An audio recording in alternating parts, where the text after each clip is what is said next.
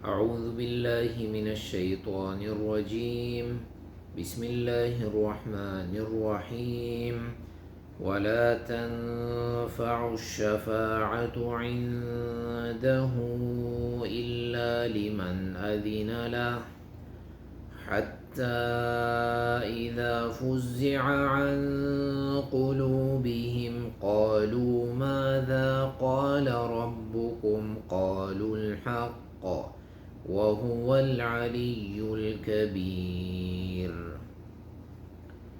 صحیح حدیث میں آتا ہے کہ اللہ رب العالمین جب آسمان پر کسی وحی کا ارادہ کرتا ہے کہ یہ حکم اب میں نازل کروں، اور اللہ رب العالمین کلام فرماتا ہے جیسا اللہ کی شان کے لائق ہے، تو اس کلام کو فرشتے سنتے ہیں، اور اس کلام سے آسمان پر ایک کپ کپی طاری ہو جاتی ہے، آسمان ہلنے لگ جاتا ہے۔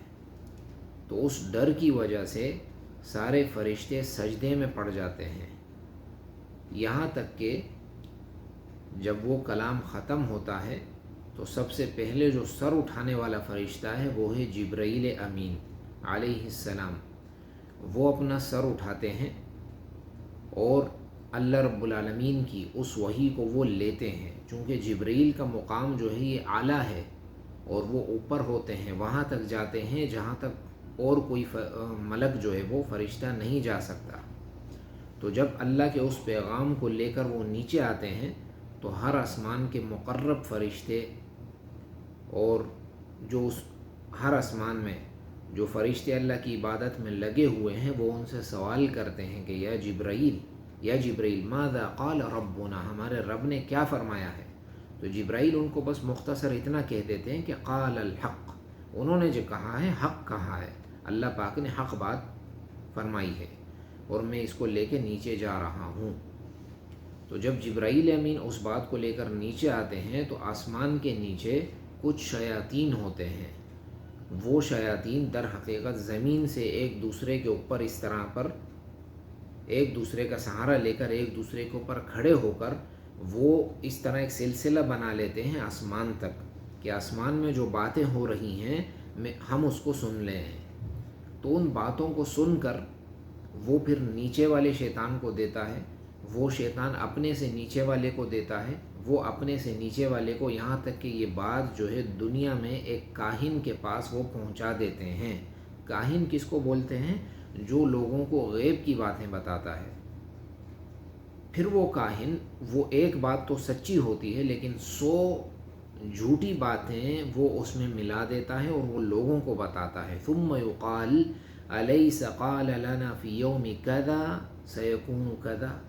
بھائی تم اس کو جھوٹا سمجھ رہے ہو، فلانے آدمی کو، فلانے بابا کو، اس نے فلانے دن یہ پیشن گوئی کی تھی کہ یہ کام ہوگا اور دیکھو آج ہو گیا۔ تو در حقیقت وہ ایک بات جو اس کی سچی ثابت ہوتی ہے وہ در حقیقت وہ کلمہ ہے جو شیاطین اوپر سے سن کر اس تک پہنچا دیتے ہیں، وہ کلمہ ہوتا ہے، باقی سب جھوٹ ہوتے ہیں۔ تو لوگ جو ہیں بڑے عجیب ہیں، اس ایک کلمے کی وجہ سے اس کے 100 جھوٹ کی بھی تصدیق کر دیتے ہیں۔ جو 100 جھوٹ جو وہ بولتا ہے اس کو نہیں دیکھتے، لیکن جو ایک کلمہ جو اس نے سچ کہا ہوتا ہے، جو کہ اوپر سے اس نے سن لیا ہوتا ہے اپنے شیاطین کے ذریعے، اس کو جو ہے لوگ بس آگے آگے کر دیں کہ بھائی فلانے دن اس نے یہ کہا تھا اور وہ کام آج ہو گیا، پتہ چلا کہ یہ سچا ہے، اب یہ جتنے بھی جھوٹ بولے وہ سچا ہے۔ تو اس حدیث سے یہ پتہ چلتا ہے کہ لوگ جو ہے باطل کو بڑی آسانی سے قبول کرتے ہیں۔ باطل پرست، ان کی اگر ایک بات سچی ثابت ہو جائے تو دوسری ساری باتیں وہ ویسے ہی پردے میں قبول کر لیتے ہیں لوگ۔ یہ کام ہے لوگوں میں، یہ مصیبت ہے۔ اور اللہ رب العالمین کے یہاں کسی کی سفارش نہیں چلتی کہ وہ تمہاری سفارش چلا دیں گے، تمہیں شفاعت کر دیں گے، تم بخش دیے جاؤ گے، ایسا کبھی نہیں ہوگا اللہ کے ہاں۔ اللہ پاک نے فرمایا وَلَا تَنْفَعُ الشَّفَاعَةُ عِنْدَهُ إِلَّا لِمَنْ أَذِنَ لَهُ، اللہ کی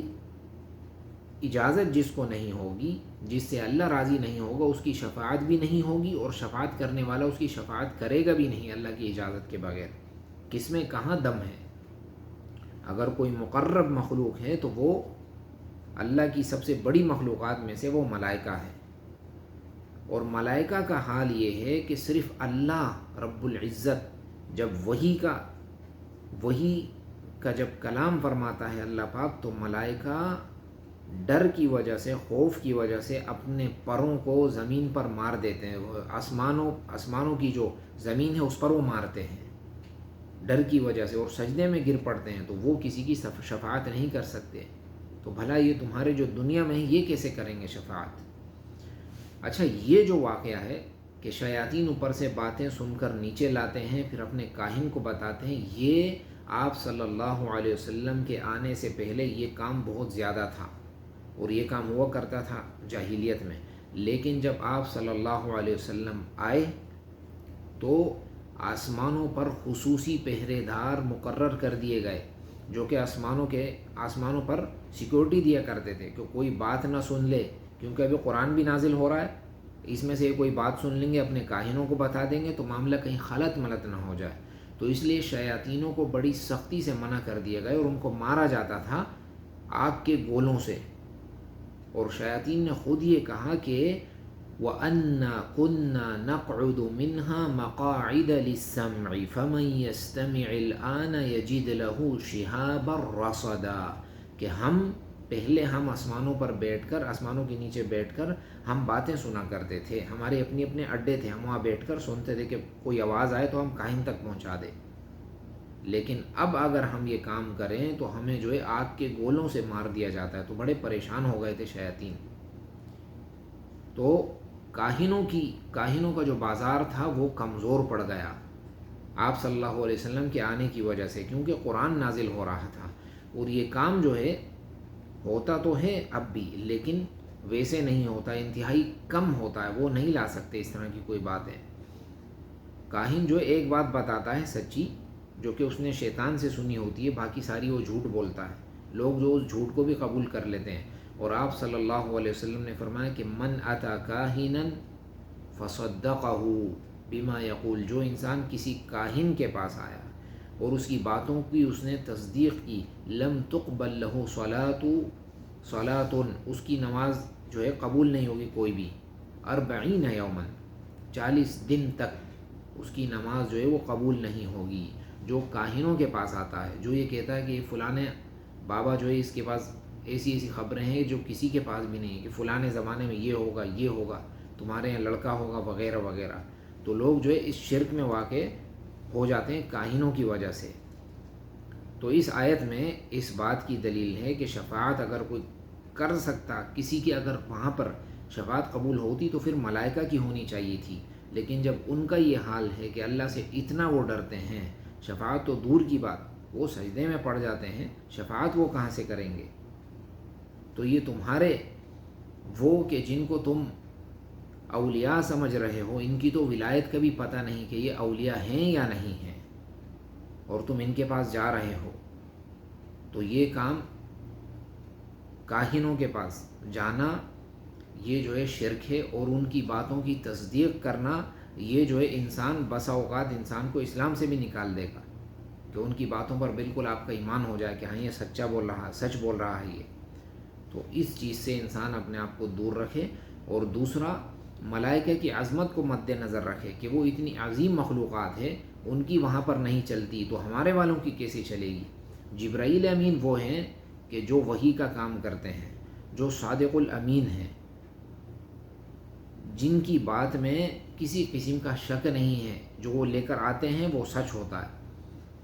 اسرافیل اتنے عظیم ملک ہیں، اتنا عظیم وہ فرشتہ ہے کہ جو ان کی ڈیوٹی ہے وہ اسی پر لگے ہوئے ہیں۔ دنیا میں اگر کوئی ان کی عبادت کرتا ہے ان کو کوئی علم نہیں ہے اس کا، کوئی ان کو غیب کا علم نہیں ملائکہ کو، جبھی تو پوچھتے ہیں کہ ماذا قال ربکم، تمہارے رب نے کیا کہا ہے، ملائکہ کو غیب کا علم نہیں ہے۔ تو اسرافیل جو اپنی ڈیوٹی پر مقرر ہیں، باقی ان کو کسی سے کوئی پرواہ نہیں، وہ سور پھونکیں گے۔ اور میکائیل جو ہیں وہ آسمان سے بارش نازل کرنے، درخت وغیرہ اگانے، ان چیزوں میں لگے ہوئے ہیں، یہ ان کی ڈیوٹی ہے۔ اور تینوں ملائکہ کی ڈیوٹی بڑی عجیب ہے، زندہ کرنے سے متعلق ہے۔ جبرائیل وحی لے کر نازل ہوتے ہیں، اس سے جو ہے دلوں کی حیات ہے، دل زندہ ہوتے ہیں۔ اور میکائیل جو ہے آسمان سے بارش نازل کرتے ہیں اور اس سے جو درخت پودے وغیرہ اگتے ہیں جس سے زمین زندہ ہوتی ہے، اور اسرافیل جب آخری سور پھونکیں گے تو اس سے تمام کے تمام انسان زندہ ہو کر اللہ رب العالمین کی بارگاہ میں کھڑے ہو جائیں گے۔ اور یہ بات جو کہی جاتی ہے کہ آپ ہماری تابع داری کرو، قیامت میں ہم تمہارا بوجھ اٹھائیں گے، ایسا کہیں نہیں ہوگا۔ وقال الذین کفروا للذین آمنوا اتبعوا سبیلنا ولنحمل خطایاکم، کافروں نے مومنوں سے کہا